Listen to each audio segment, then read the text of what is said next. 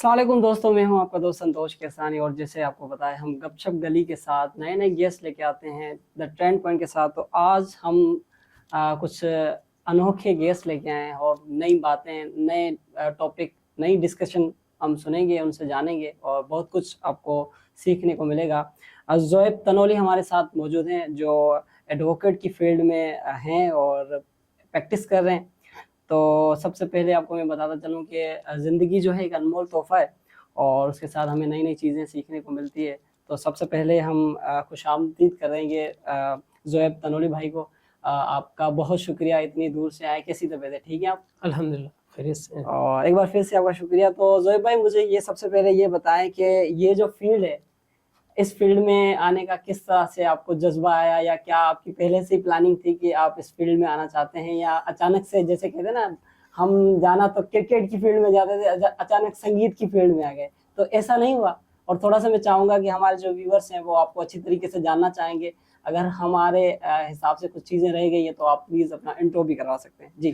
बिस्मिल्लाहिर्रहमानिर्रहीम। फर्स्ट से पहले थैंक यू सो मच कि आपने मुझे यहाँ बुलाया और एक अच्छी It's my अपॉर्चुनिटी है। pleasure। मैं समझता हूँ कि अपने यूथ के साथ कनेक्ट होने की as a fresh young advocate. जैसे आपने सवाल किया कि ये आप इस फील्ड में किस तरह आए, जी किसी और दूसरी फील्ड में जाना था, इधर आ गए। मेरे साथ भी अनफॉर्चुनेटली इसी तरह ऐसे ही हुआ, हुआ, अच्छा। इसी तरह मैं आया और सही। मेरी जर्नी जो है काफ़ी एक्साइटिंग है और एक मोटिवेशन है हम सुनना भी चाहेंगे। यंग लॉयर के लिए, यंग स्टूडेंट्स के लिए, जो हमारे यूथ है उनके लिए। जी जी। मैंने बेसिकली जो मेरा फ्रॉम स्टार्ट प्राइमरी जो मेरी एजुकेशन थी वो मैंने साइंस में की। अच्छा। उसके बाद मेरा वो माइंड था कि मैं साइंस में, मैथ फिजिक्स में अच्छा था। फिजिक्स के सब्जेक्ट्स में मेरा घर वालों ने कहा कि भाई आप इंजीनियर बन जाए, आप डॉक्टर बन जाए, बड़े अच्छे मार्क्स आते थे। फिर मैंने मैट्रिक हुई, मैट्रिक में भी अच्छी माशाल्लाह से 80+ परसेंटेज आ गई। घर वालों ने कहा अभी तो तू इंजीनियर बन जा, सही, बड़ी अच्छा तू पढ़ रहा है। हाँ। फिर इंटर में जो है मैंने इंजीनियरिंग ले ली। हाँ। इंजीनियरिंग लेने के बाद जो है जब इंटर मेरी कंप्लीट हुई तो फिर मेरे पास कोई ऑप्शन नहीं था। मेरे पास जो मेरी प्लानिंग थी, I wanted to become a software engineer. वाह, अच्छा। मैं सॉफ्टवेयर इंजीनियरिंग करना चाह रहा था। सॉफ्टवेयर इंजीनियरिंग की टेक्नोलॉजी में इंटरेस्टेड था, लेकिन मेरे जो फादर हैं वो एडवोकेट सुप्रीम कोर्ट हैं, वो मोहम्मद अरशद खान तनोली उनका नाम है। अच्छा। तो उनने मुझे एक सजेशन दी कि बेटा ये जो लॉ की फील्ड है, अगर आप इसको आप कंसिडर करें, ये काफ़ी अच्छा ऑप्शन हो सकता है आपके लिए। सही। तो मैंने कहा कि चलें हम ट्राई कर लेते हैं कि इंजीनियरिंग का कोई स्कोप नहीं है। फिर ये सारी चीज़ें आई तो मैंने जो है यहाँ एक सडन शिफ्ट किया। You can say that on advice of my father. सो मैंने एक शिफ्ट किया इस फील्ड में, के लॉ की फील्ड में आया। 2019 में मेरा लॉ का एडमिशन हुआ। सही। उसमें एक चीज़ जो मुझे रियलाइज़ होती है कि हम लोगों की हम जो मैट्रिक के इंटर बोर्ड से करते हैं, हमारी जो करियर काउंसलिंग है, सही, वो काफ़ी उसकी लैकिंग होती है। अच्छा। ये चीज़ जो है मैंने अपनी लाइफ में फील किया। अगर मुझे कोई इंटर स्कूल से, प्राइमरी एजुकेशन से मुझे कोई गाइड करने वाला था कि आपने इन रास्तों में चलना है, फील्ड्स हैं, तो मेरी वब से एक ट्रेजेक्ट्री होती है। वाह, सही। लेकिन ये जो चीज़ थी मैं फील करता हूँ कि हमारे एजुकेशन सिस्टम में लैकिंग है। और यहाँ मेरी एक सजेशन भी है कि हम अपने तालीमी निज़ाम को, जहाँ हमारी मैट्रिक से लेकर इंटर तक, उसमें हम चेंजेस लाएं। उसमें हम बच्चों को कम्युनिकेशन स्किल्स बताएं, बात करने का तरीका बताएं, अपने इमोशंस कंट्रोल करना बताएं। बाकी चीज़ें ज़रूरी है, लेकिन ये चीज़ें जो है ह्यूमन ग्रोथ या पर्सनैलिटी डेवलपमेंट जिसे हम कहते हैं, सही, वो हमें, मेरी सजेशन ये है कि हमें अपने सिलेबस में इंक्लूड करनी चाहिए। ज़बरदस्त। उसके बाद जो है 2019 में मेरा लॉ का एडमिशन हुआ। जैसे कि एक प्री इंजीनियरिंग का स्टूडेंट है जिसने साइंस पढ़ी है, अगर आप इमेजिन करें साइंस का स्टूडेंट कैसा होता है, वो ऐसा होता है कि टीचर आते हैं, बोर्ड पे लेक्चर देते हैं, वो लेक्चर नोट करता है और वो घर चला, कोई भी नोट करके घर चला जाता है। उसने कोई क्वेश्चनिंग नहीं करनी, उसने कुछ नहीं पूछना। मतलब कोई इंट्रोवर्ट होते हैं एक तरह के, एक एक्सप्रेस पर्सनालिटी होती है, क्वेश्चन आंसर वो डेवलप नहीं होते इस तरह से, एक्सप्रेस जिसे हम कहते हैं एक्सट्रोवर्ट किस्म के। अच्छा ज़ोएब भाई, यहाँ पे एक और सवाल क्रिएट होता है क्योंकि आपकी बातों में और भी सवाल निकल रहे हैं। मैं चाहूँगा कि जिस तरह से आपके एजुकेशन सिस्टम के बारे में कहा, तो मैं ये जानना चाहूँगा कि हमारे यहाँ माहौल का निज़ाम ये बन गया है, हम बचपन से हमारे माइंड सेट हो जाता है कि आपको इंजीनियर बनना है या डॉक्टर बनना है। और देखा जाए पाकिस्तान के अंदर, अगर आतिफ असलम की फालिद उसको कहते हैं कि आप एक क्रिकेटर बने, या शाहिद अफरीदी को कहते हैं कि आप एक सिंगर अच्छे बन जाएं, तो ये कितनी अजीब कहानी हो जाती। तो इस चीज़ को आप किस तरह से देखते हैं कि बचपन से ही उस शख्स के अंदर जो टैलेंट है, उसी फील्ड में उसको पेरेंट्स को ले जाना चाहिए या उसको उसी में मौका देना चाहिए?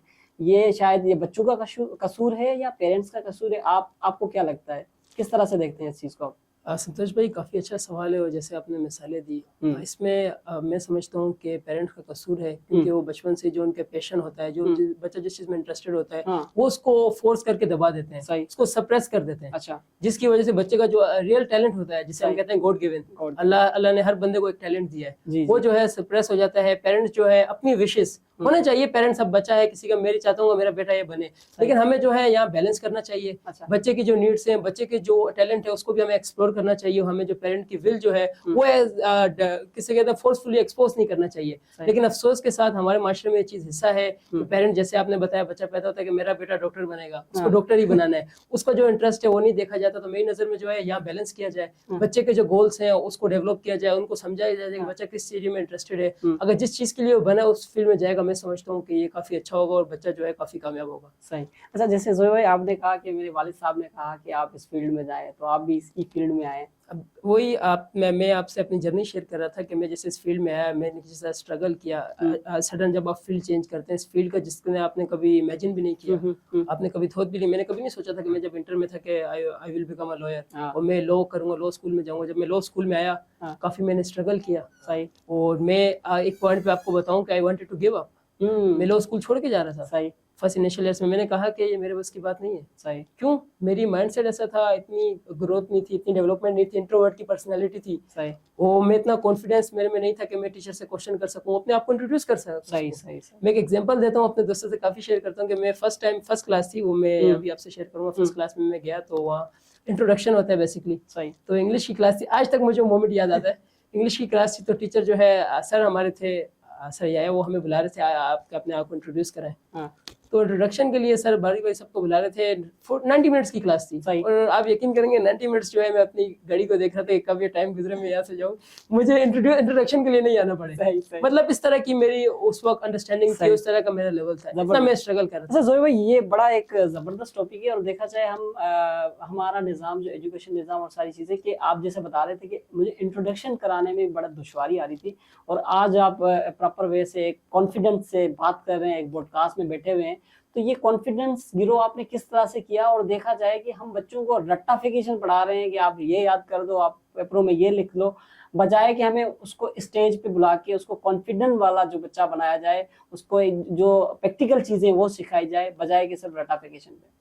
ایگزیکٹلی سنتوش بھائی, میرا پوائنٹ یہ ہے جس طرح میں نے سفر کیا اپنے ایجوکیشن سسٹم کی وجہ سے, جہاں ہم نے میٹرک سے لے کے پرائمری سے لے کے انٹر تک ہم نے صرف رٹا مار کے نوٹ کر کے وہی زبانی لکھ کے سیکھا.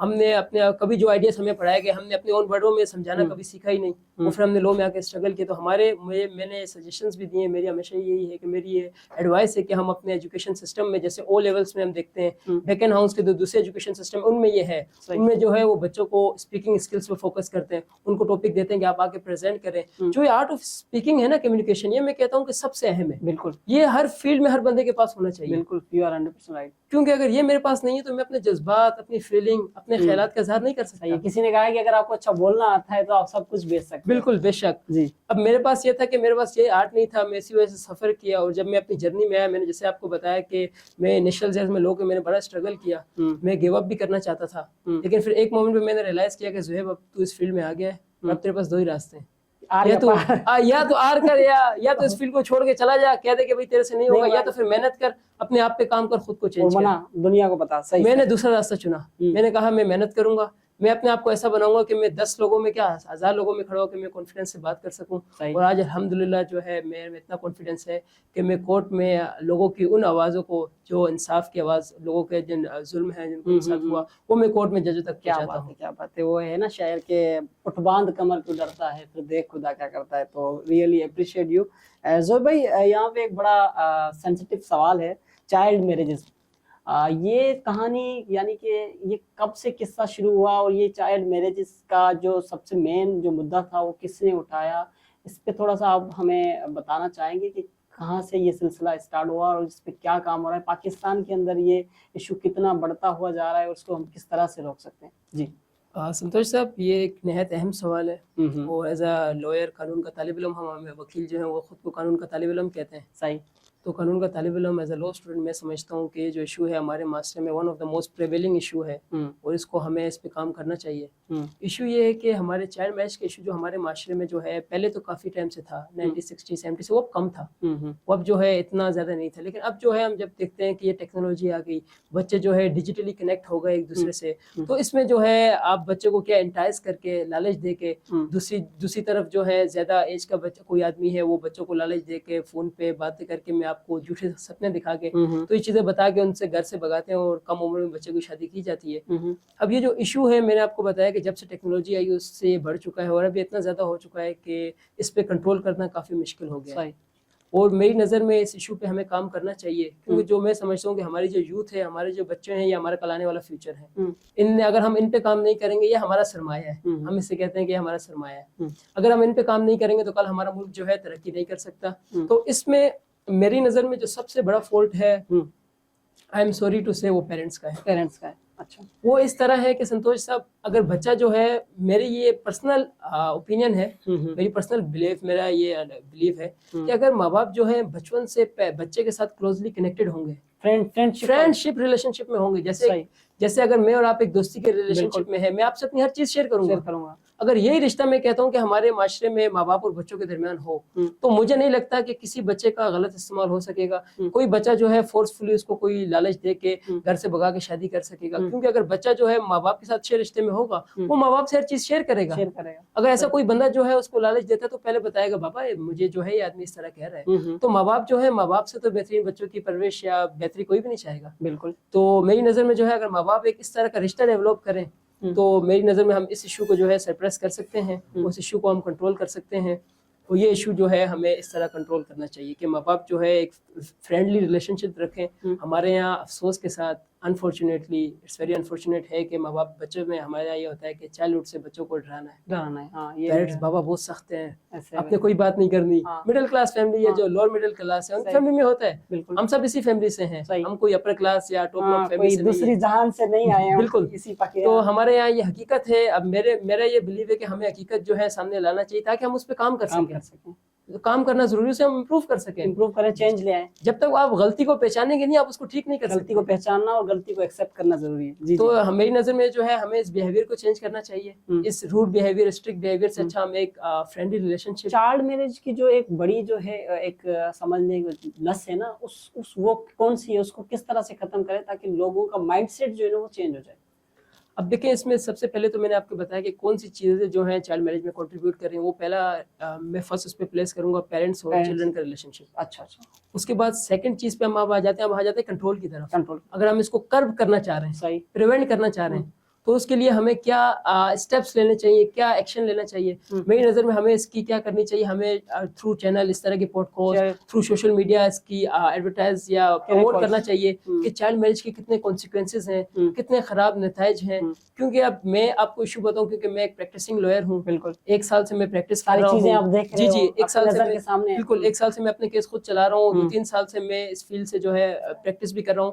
تو چائلڈ میرج جو بھی 18-19 سال کی اس ایج میں میرجز ہوتی ہیں, اس میں ایشو یہ ہوتا ہے کہ 3-4 سال کے بعد, 1-2 سال کے بعد یا 2-3 مہینے کے بعد بچہ بچی جو ہے جن نے شادی کی ہے, میاں بیوی, وہ ایک دوسرے کے ساتھ رہنا پسند نہیں کرتے. صحیح, وہ ایک دوسرے سے بالکل الگ ہو جاتے ہیں. اچھا, یہ قانون دوسرا میں نے سنا بھی ہے کہ آپ شادی کے بعد آپ کا وہ ہوتا ہے ڈیورس ہوتا ہے تو اس کے بعد لڑکی کو پیسے دینے پڑتے ہیں. یہ قانون یہاں پہ بھی ہے یا کسی اور کنٹری میں ہے؟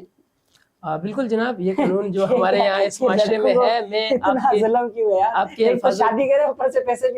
الفاظوں کو میں تھوڑا بہتر کروں. اس کا اس طرح ہوگا کہ جب بھی میاں بیوی آپس میں طلاق لے لیتے ہیں, طلاق ہو جاتی ہے, رشتہ ختم ہو جاتا ہے, اس کے بعد جو بچے ہیں, کیونکہ ہمارا اسلام بھی یہ کہتا ہے, پھر ہمارا نیشنل انسانیت کے حقوق بھی یہ کہتے ہیں کہ جو باپ ہے, باپ بچے کا گارڈین ہے, اس کی ذمہ داری ہے کہ بچے کی پرورش کرے. صحیح, یہ بچے جو ہیں وہ باپ کی طرف جائیں گے, باپ کی طرف نہیں جائیں گے.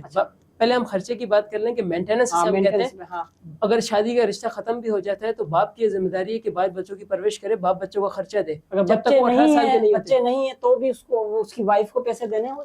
اب وہ ایک حد تک ہے. وہ ہمارے یہاں ہوتا ہے کہ عدت ہوتی ہے ہمارے, جیسے ہی اسلام میں جو ہمارا ہے, جب شادی ختم ہو جاتی ہے شادی کے بعد 3 مہینے کی عدت ہوتی ہے. تو قانون یہ ہے کہ عدت کے دوران جو ہے, شادی سے ختم سے لے کے عدت کے دوران تک جو خرچہ ہے وہ باپ کو دینا پڑتا ہے. جب عدت ختم ہو گئی, رشتہ ختم ہو گیا, اس کے بعد جو ہے شور جو ہے وہ پسند ہے, وہ یہ پابند نہیں ہے کہ وہ اس طرح کے اخراجات دے بیوی کو. صحیح. اچھا, زبردست. مجھے یہ بتائیں کہ ایف آئی آر کے حوالے سے جو ہے لوگ اس پہ بہت ڈرتے ہیں, اور ہمارے پاکستان کے اندر کراچی میں ہم رہتے ہیں اور کراچی کی بات ہم نہ کریں کیونکہ زیادہ تر واقعات ہوتے رہتے ہیں, اور کبھی کبھی تو ہم سنتے ہیں کراچی لاوارث ہے, کوئی اس کا ہے نہیں. تو آپ ایڈوکیٹ ہیں اور یوتھ ہیں, نیو کمر ہیں, فریش ہیں, تو ہم چاہیں گے کہ ہم اپنے حصے کا دیا جلائیں. تو کیا کہیں گے کس طرح جو ایشوز ہیں اس کو ہم مینیج کریں؟ سنتوش صاحب یہ کافی ایکسائٹیڈنگ اور انٹرسٹنگ کوشچن ہے آپ کا. جی جی. لیکن اس پہ آنے کے لیے ہمارا ایک پچھلے کوشچن سے ایک پارٹ رہ گیا, اگر آپ مائنڈ نہیں کریں وہ میں ایڈریس کریں اس کے بعد بتائیں. ہمارا یہ ہے کہ آج کل ہمارے معاشرے میں ایک ایشو جو رائز ہوا ہے کہ خلا کا جو کورٹ سے طلاق لینے کا ریشیو ہے وہ بہت زیادہ بڑھ چکا ہے. اچھا. اب یہ لاسٹ ریسرچ تھی اس مہینے کی, ان 5 مہینوں میں کورٹ میں 40,000 خلا کے کیس داخل ہوئے. اچھا.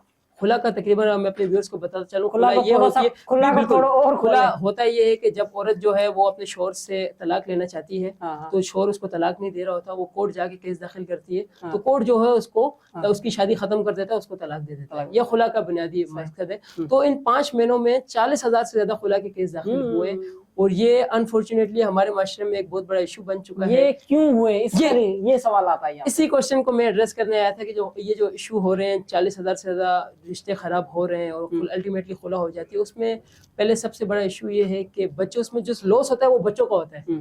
شادی ہو گئی, ماں باپ تو الگ ہو گئے, لیکن جو بچے پیدا ہوئے وہ بڑا سفر کرتے ہیں. آپ نے دیکھا ہوگا کہ بچے کورٹ میں آتے ہیں, ان کو وہاں سفر کرنا پڑتا ہے, وہ وہاں کورٹ کا انوائرمنٹ دیکھ کے, بچہ کم عمر ہے, وہ 3-4 سال اس کی عمر ہے, لیکن کورٹ میں وہ آ رہا ہے, کورٹ کے حالات دیکھ رہا ہے, اس کی مینٹل, آپ امیجن کریں مینٹل اس کی سچویشن کیا ہوگی. لوس بچے کا ہے. اب میں اس کی ایشو بریفلی میں ڈسکس کر لیتا ہوں کہ اس میں ایشوز کیا ہیں, کس وجہ سے ایشو بڑھ رہے ہیں, خلا کیوں اتنی ہو رہی ہے, رشتہ جو ہے شادی ایک میں سمجھتا ہوں کہ ایک بڑا اہم رشتہ ہے, اس کی بڑی اہمیت, یہ خراب کیوں ہو رہا ہے. سنتوش صاحب سب سے پہلے اس میں مسئلہ ہے کہ برداشت, ٹولرنس نہیں ہے. جو نئے شادی شدہ کپل ہیں وہ شادی سے پہلے تو اتنی کمٹمنٹ ہوتی ہے کہ ہم ایک دوسرے کے لیے جان دے دیں گے, لیکن جب شادی کے بعد ساتھ آ کے رہتے ہیں لیکن ان میں برداشت نہیں ہے, دونوں طرف سے ٹولرنس نہیں ہے. جب میں سمجھتا ہوں کسی رشتے میں برداشت نہیں ہے تو اس رشتے کی پھر جو ہے آپ وہ رشتہ صحیح طرح نہیں چل سکتا. برداشت دونوں سائڈ سے, from groom and from bride, husband کی طرف سے اور وائف کی طرف سے, دولہا دلہن دونوں کی طرف سے آپ کی برداشت ہونی چاہیے. فرسٹ ریزن میں سے کہوں گا. سیکنڈ ریزن جو ہے میری نظر میں فیملی انٹرفیئرنس. سنتوش صاحب آپ دیکھتے ہیں کہ ہمارے معاشرے میں انفارچونیٹلی یہ پارٹ ہے کہ جو لڑکے کی فیملی ہے, یہ لڑکی کی فیملی ہے, وہ میاں بیوی کے معاملات میں انٹرفیئر کرتے ہیں, تو یہ جو ہے ایک بہت بڑا ایشو بنتا ہے دونوں کو سپریٹ ہونے کا. پھر اس کے بعد جو تیسرا ایشو ہے کہ آپس میں انڈرسٹینڈنگ نہیں ہے, ایک دوسرے کو سمجھنا نہیں ہے, ایک دوسرے کو ٹولرنس نہیں کرنا, ایک دوسرے کو اگر کوئی چیز دیکھیں, میری ایک سوچ ہے, میرا ایک پرسنل اوپینین ہے, اگر آپ کوئی انسان آپ کے ساتھ رہ رہا ہے, اگر اس سے کوئی غلطی ہو جاتی ہے, آپ کے پاس 2 راستے ہیں, ادھر یا تو آپ جوتا لے لیں اور ڈنڈا لے لیں, اس کی ہڈیاں توڑ دیں, غلطی کیوں ہوئی, یا دوسرا راستہ یہ ہے جسے ہمیں چننا چاہیے, جو میچورٹی کہتے ہیں, ہم اسے بیٹھ کے سمجھائیں, ہم اسے سکون سے سمجھائیں. انسان ہے, غلطی انسان سے ہی ہوتی ہے نا, انسان پرفیکٹ تو نہیں ہے, ہم سارے امپرفیکٹ ہیں, ہم سب سے غلطیاں ہوتی ہیں. وہ جو پرفیکٹ جو ہے صرف اللہ کی ذات ہے, پرفیکٹ کوئی نہیں ہے, بالکل پرفیکٹ صرف اللہ کی ذات ہے. اگر کسی کو غلطی ہوتی ہے, میرے نظریے یہ ہم اس کے بیٹھ کے سمجھائیں. اگر یہ ایک صحیح کہہ رہے ہیں آپ, سوری ٹو سے, کہ اگر کسی سے غلطی ہوتی ہے, وہ پیار سے, اگر مجھ سے غلطی ہوتی ہے اور میں غلطی کا اظہار کرتا ہوں کہ I am really very sorry, اور یہ ایک طریقہ ہے نا اپنے غلطی کو ماننے کا, تو اس طرح سے چیزیں بہتر ہو جاتی ہیں. بالکل اس طرح سے میری نظر میں چیزیں بہتر ہو سکتی ہیں, اور سب سے بہتر یہ کہ رشتہ بچ سکتا ہے. بالکل وہی ہمارے معاشرے میں ہونا چاہیے. جو 3 ایشوز بتائے, اگر اس پہ ہم کام کیا جائے تو میری نظر میں جو ہے یہ جو میاں بیوی کا ایک رشتہ ہے, اس کو ہم بچا سکتے ہیں. صحیح. نہیں بالکل, آپ نے بہت اچھی طریقے سے خلا پہ آپ نے ڈسکس کی, اور اس کے ساتھ ابھی جو میں نے بیک والا سوال کیا تھا اس پہ آپ بات کریں گے. جی, ایف آئی آر کا جناب ہمارے یہاں سب سے پہلے تو ہم یہ بات کر لیں ایف آئی آر ہوتی کیا ہے. یہ بالکل, مجھے تو فل فارم ہی نہیں پتا اس کا. ایف آئی آر ہم کہتے ہیں کہ فرسٹ انفارمیشن رپورٹ. اچھا, فرسٹ انفارمیشن رپورٹ کس کی؟ جب بھی کوئی جرم ہوتا ہے اس کی آپ پہلی اطلاع جا کے پولیس کو دیتے ہیں. فرسٹ انفارمیشن رپورٹ, جیسے میں نے بتایا کہ ہماری ابتدائی رپورٹ, کوئی بھی جرم ہوا, جرم کی آپ جا کے پولیس کو ایک کہانی بتاتے ہیں کہ بھائی یہ جرم ہوا, آپ جا کے اس کی رپورٹ کریں. اب رپورٹ آپ کس صورتحال میں کریں گے؟ ہمارے یہاں ایک قانون کی ٹرم سے 2 قسم کے جرم ہوتے ہیں. ایک اسے ہم کہتے ہیں کوگنیزبل آفینس, اور دوسرا ہے نان کوگنیزبل آفینس. کوگنیزبل آفینس سے مراد ایسے آفینس جس میں پولیس جو ہے بغیر کسی وارنٹ کے, بغیر کسی میجسٹریٹ کی اجازت کے آپ کو گرفتار کر سکتی ہے. ٹھیک ہے, اس کا مطلب یہ ہے. اب وہ آفینس کون سے ہیں؟ جیسے چوری ہو گیا, ڈکیٹی ہو گیا, قتل ہو گیا, یہ سارے جو ہے کوگنیزبل آفینس میں آتے ہیں. ٹھیک ہے. دوسرا ہوتا ہے نان کوگنیزبل آفینس. نان کوگنیزبل آفینس چھوٹے موٹے آفینس ہوتے ہیں, اس میں جو ہے ایف آئی آر نہیں ہوتی. تو پہلے ہم نے یہ بتا دیا کہ ایف آئی آر جو ہے کوگنیزبل آفینس میں ہوتی ہے. آپ کے ساتھ جب بھی کوگنیزبل آفینس ہوا, آپ تھانے جاتے ہیں, آپ جو ہے ساری کہانی بتاتے ہیں کہ بھائی میرے ساتھ, مثال کے طور پہ میرے ساتھ ڈکیٹی ہو گئی, یا میرے ساتھ 5 بندے آئے, موبائل رکھ کے میرے سے, پستول رکھ کے میرے سے لوٹ کے چلے گئے. اب میں تھانے جاتا ہوں, میں یہ سٹوری بتاتا ہوں کہ میرے ساتھ یہ واقعہ ہوا. اب ہمارے یہاں لوگوں کو ایکسکیوز می یہ علم تو نہیں ہے کہ آفینس کون سا ہوا, کوگنیزبل ہے نہیں ہے. تو جب وہ اپنی سٹوری لکھتے ہیں پولیس کو, تو پولیس یہ ڈیسائیڈ کرتی ہے کہ یہ کوگنیزبل آفینس ہے یا نان کوگنیزبل ہے. اگر وہ آفینس کوگنیزبل ہے, पुलिस पे ये पाबंद है और पुलिस इस बात की पाबंद है कि पुलिस ने एफआईआर काटनी है, पुलिस के खिलाफ डिक्लेयर उसको मना करने का कोई रास्ता अच्छा, ही वो नहीं तो चाहते हैं कि एफआईआर ना काटें ताकि हमारे जो है वो रिकॉर्ड सही रहे ज्यादातर हम। अच्छा, दूसरी बात तो हम खुद हमारे से मसला होता है, बाइक चोरी हो गई, मोबाइल चोरी हो गया, हम जाते हैं कौन ख्वारी करे कौन जाए, जब तक हम जाएंगे नहीं हमें पता कैसे चलेगा कि क्राइम रेशो कितना है इस इलाके का, इस पोलिटिशियन स्टेशन में कितने जो है केसेस आए हैं एफआईआर के। अगर एफआईआर नहीं आते तो इट मीन्स कि ये इलाका जो है क्राइम रेशो से कम है।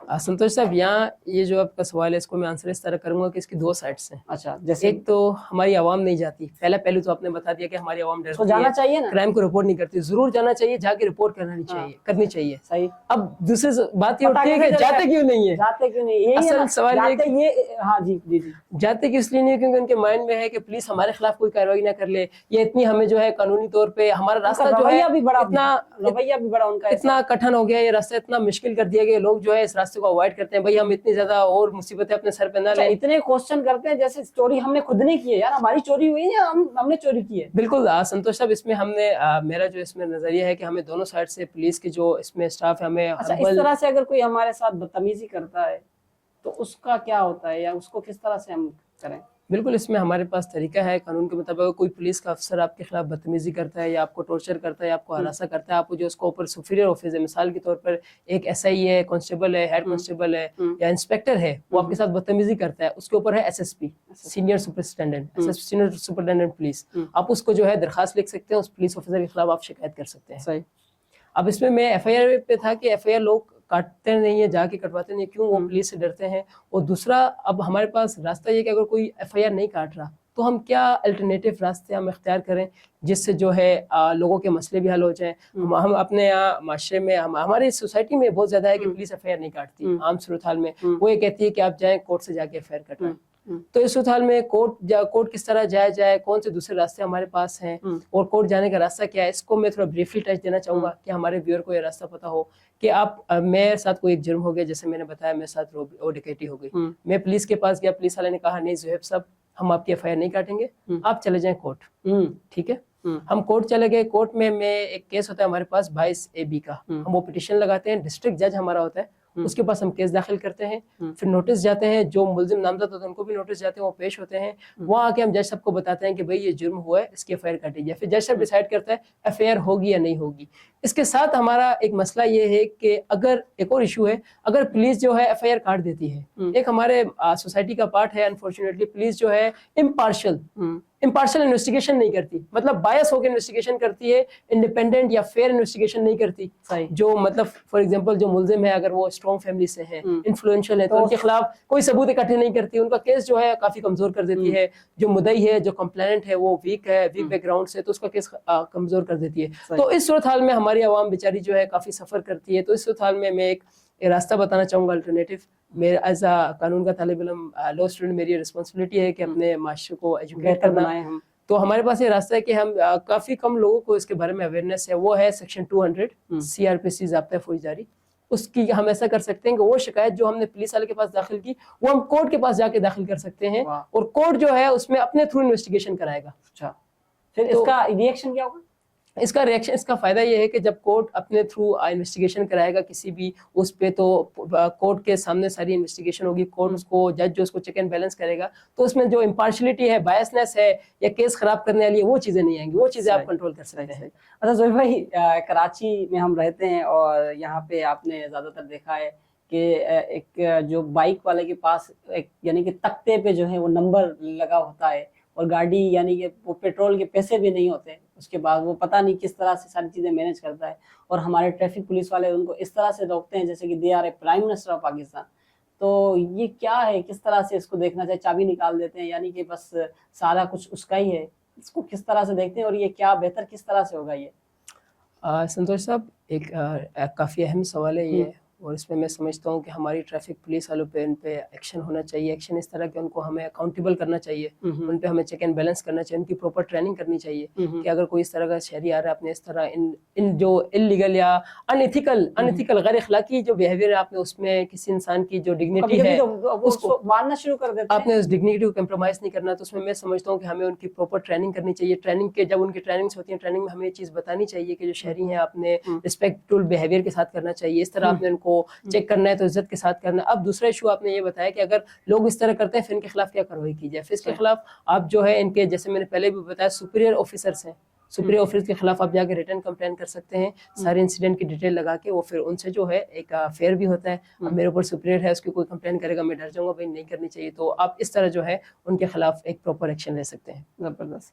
اچھا زہید, بہت اچھا لگا, اور مجھے ہم چاہیں گے ہمارے ویورس کو بھی بہت اچھا علم ملا ہوگا, اور اس نالج سے ہم چیزیں بہتر کر سکتے ہیں, اپنے حصے کا دیا جلا رہے ہیں. تو لاسٹ میں جو ہمارے یوتھ جو آ رہے ہیں ایڈوکیٹ فیلڈ میں, ان کے لیے یہ میسج سب کے بھی لیے ہے, اور اس میں آپ بات بھی کر سکتے ہیں اور میسج بھی اپنا دے جا سکتے ہیں. جی فرسٹ سب سے پہلے سنتوش صاحب میں آپ کی ٹیم, آپ کو اور آپ کی ٹیم کا شکر گزار ہوں کہ آپ لوگوں نے مجھے یہاں بلایا, اور ایک کافی اچھی اپرچونیٹی ہے, اور ہمیں بھی پسند ہے کہ ہم اس طرح آئیں اپنی یوتھ سے, اپنے جنرل پبلک سے کنیکٹ ہوں. اب ہمارا پہلے میں اپنی ینگ لائرس کو جو ہے میری برادری کے لوگ ہیں ان کو میں ایک ایڈوائس دے دوں. میری جو لرننگ ہے, میری جو سجیشنس ہیں اس فیلڈ میں, جب آپ جوائن کرتے ہیں آپ ہارڈ ورک کریں. ہارڈ ورک شارٹ کٹ پہ میں بلیو نہیں کرتا. I believe hard work is the only way to success. I don't believe in luck, I believe in hard work. 100%. hard work is only we can say way to success. ٹھیک ہے, آپ نے hard work کرنی ہے, آپ نے give up نہیں کرنا. اسٹرگلس آئیں گے, آبسٹیکلس آئیں گے, پتھر راستے سب کچھ آئے گا, آپ نے ان سے لڑنا ہے, آپ نے فائٹ کرنی ہے, آپ نے گیو اپ نہیں کرنا. ریگارڈنگ جب آپ پریکٹس میں آتے ہیں, سب سے اہم سوال ہمارے ینگ لائرس کے لیے ہوتا ہے کہ آپ نے اچھا سینئر کس طرح چننا ہے.